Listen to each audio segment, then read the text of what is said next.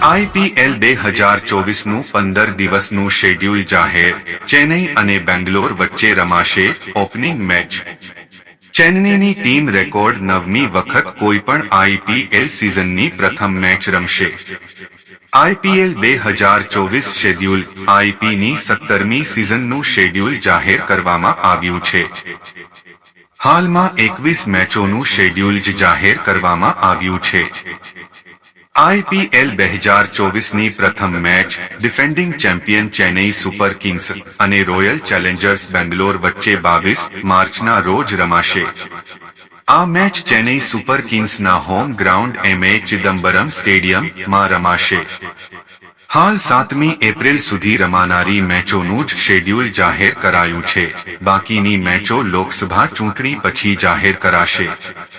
આઈપીએલની પ્રથમ મેચ ચેન્નઈ 9મી વખત રમશે. ચેન્નઈની ટીમ રેકોર્ડ 9મી વખત કોઈપણ આઈપીએલ સિઝનની પ્રથમ મેચ રમશે. અગાઉ ચેન્નઈની ટીમ 2009, 2011, 2012, 2018, 2019, 2020, 2022 અને 2024માં ઉદ્ઘાટન મેચ રમી ચૂકી છે. દિલ્હી કેપિટલ્સની ટીમ તેની પ્રથમ 2 મેચ વિશાખાપટ્ટનમમાં રમશે. WPની ફાઇનલ દિલ્હીમાં રમાશે.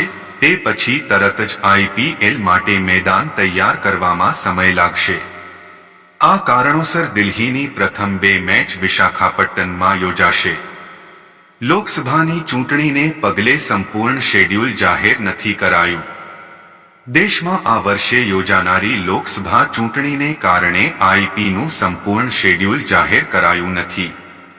હાલ 15 દિવસના કાર્યક્રમની જાહેરાત કરવામાં આવી છે. લોકસભા ચૂંટણીની તારીખોની જાહેરાત બાદ બાકીની મેચોનું શેડ્યુલ જાહેર કરાશે. હાલ માત્ર 7મી એપ્રિલ સુધી રમાનારી મેચોના શેડ્યુલની જાહેરાત કરાઈ છે.